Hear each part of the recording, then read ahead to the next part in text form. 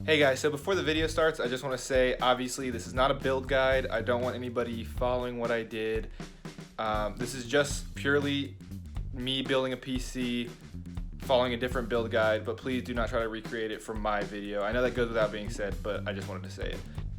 Also, the first thing I'll be doing is unboxing all the parts, and if you don't want to see that, go to this timestamp. It's where I start actually building the PC and going through my process. And if you don't want to watch that either, go to this timestamp and you'll be able to see the final completion of the PC build. Other than that, thank you guys, and I hope you enjoy the video.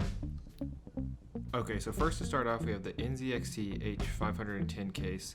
It's an all black case that has 2 fans, a lot of cable management, and we might even get to see a little bit of RGB later on in the video. Now, as the top of the case, it has a headphone jack, 2 USB Type 3 ports, 1B, 1C, and a power button.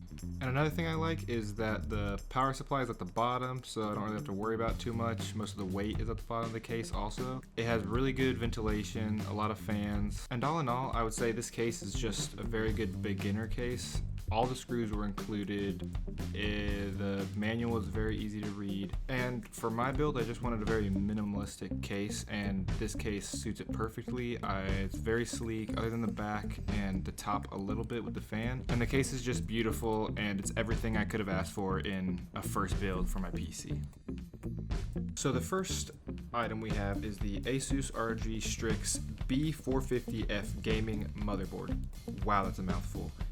It looks good and has almost everything I need. 6 USB 3.1 ports, 2 USB 2.0 ports, an HDMI port, a port for mouse and keyboard, and even slight RGB on the logo. Sadly though, it did not come with Wi-Fi or Bluetooth enabled, which kind of sucks, but I can always get an adapter if I really need one and ever need to fix this problem. Another thing I like is that it comes with a little graphic on the bottom right of the board that says Game On. It's just a neat little piece. It's kind of rainbowy when you shine in the light. It just looks cool, gives the board a little more character. I just like it. And I also think one of my favorite things of this board is that there's actually no I/O shield that comes with it. So Asus just kind of puts it all together at the beginning, and it's a little less work that I have to do. So all in all, that's good. It comes with a couple cables for the power supply and whatnot, a couple stickers. And after you install it, you can just download the software online, so it's really easy. And now we get to one of the most important parts, which is the CPU. As you can tell, I got a Ryzen 7 3700X. Now this is a very powerful CPU. I wanted to get the 2700X, but sadly it was sold out, so I just decided to go up in power. It costs a little bit more. But the perks of this is that it has 8 cores, which means it has 16 threads. Max frequency is 4.4 gigahertz. The cache is 36 megabytes. And let me just say that AMD has done a really good job of pricing. Most of the Intel processors that I looked at couldn't even come close to this price when talking about the same kind of speed and quality that most people want out of a CPU. And it does have overclocking also, but I'm not one who really likes overclocking because I don't experiment with games that much. And lastly, just to top it all off, they send you a cooler with the actual CPU, so I didn't even have to buy another cooler. I just got it in the mail, and I know Intel doesn't do this, so it was a lot easier to set up. I didn't have to go looking for another cooler. And it also came with thermal paste applied, so I didn't even have to buy any more thermal paste. So all in all, that's why I really went with AMD, is for the price performance, and it came with the cooler too, so I didn't even have to order that extra. Personally, I won't be doing anything too crazy like just gaming and editing, so this CPU is perfect for my PC build. May not be for yours, but it was for mine. Now we probably have the second most important thing in the build, which is our graphics card. So I had the GeForce RTX 2060 Super.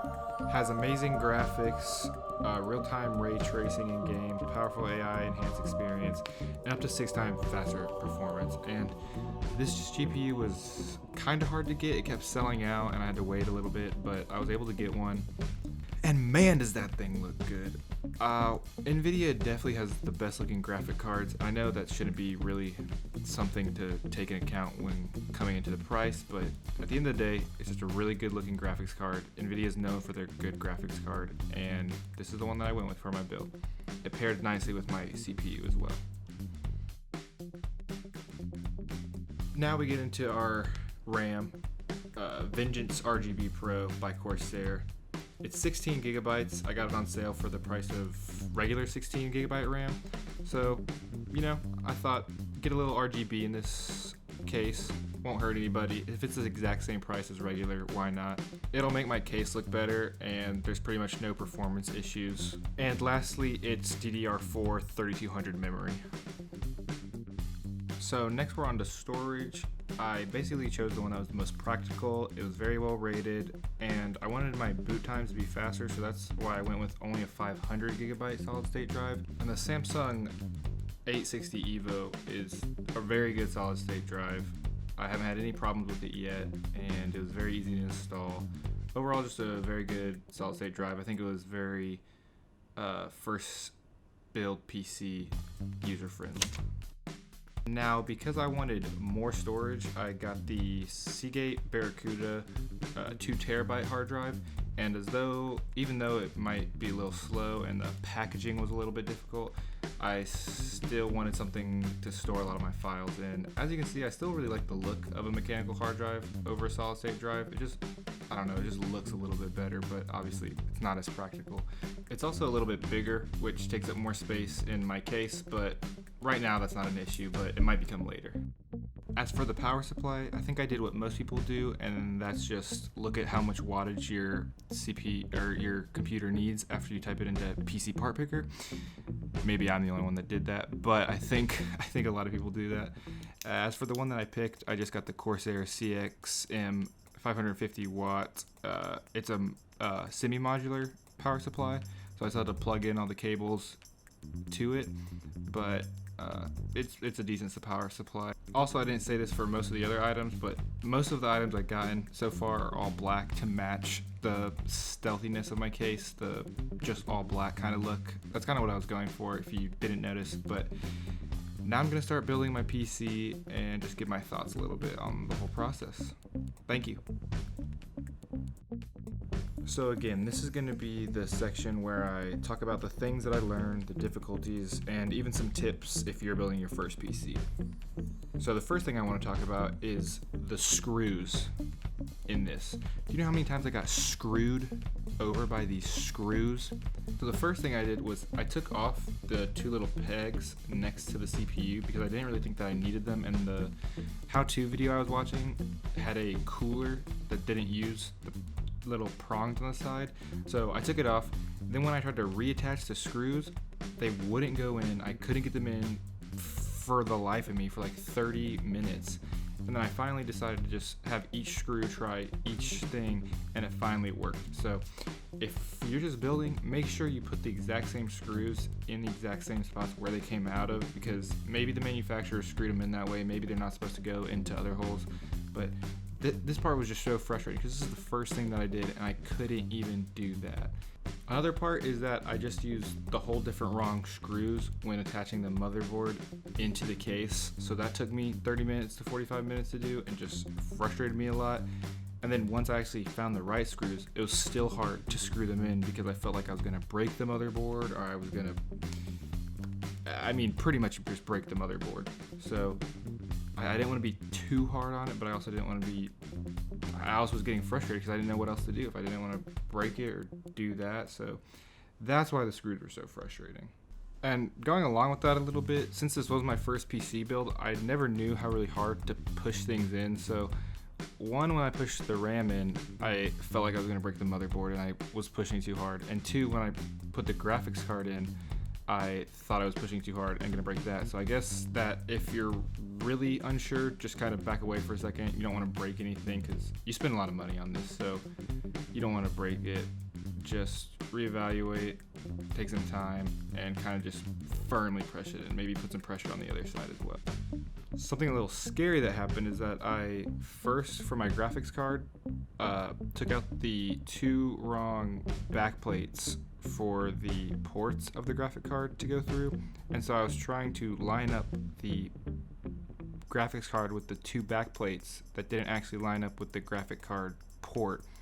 So I was pushing it in and it wasn't going in because obviously the attachment wasn't right there, and so I thought I broke my graphics card at first because I heard a noise that sounded like it broke.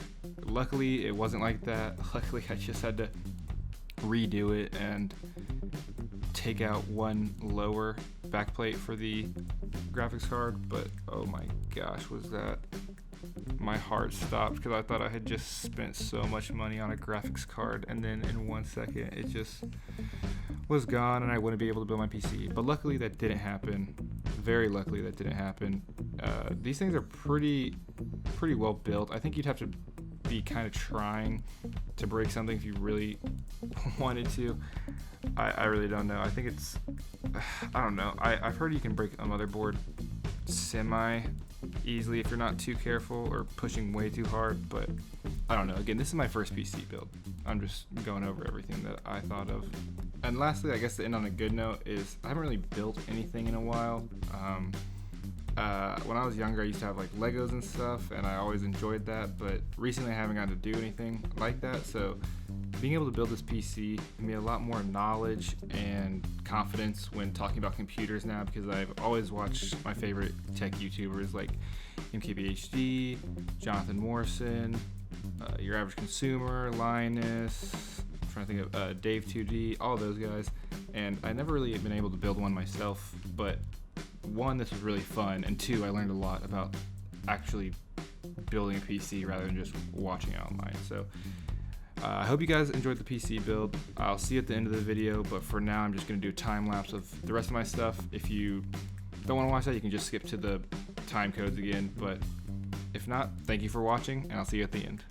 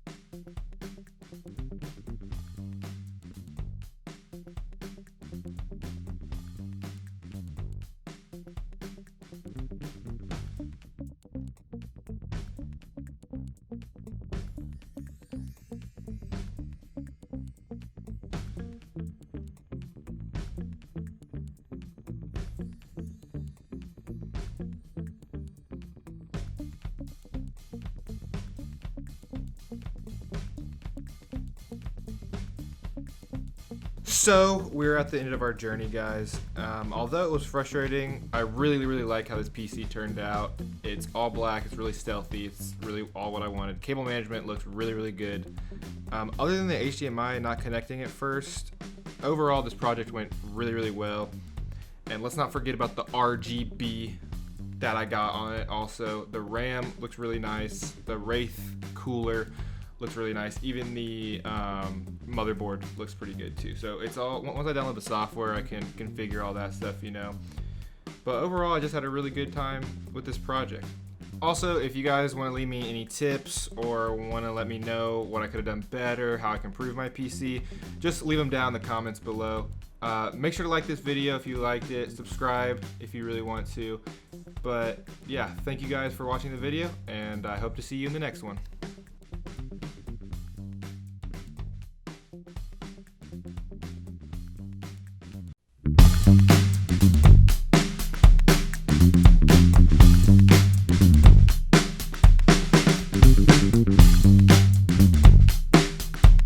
Thank you.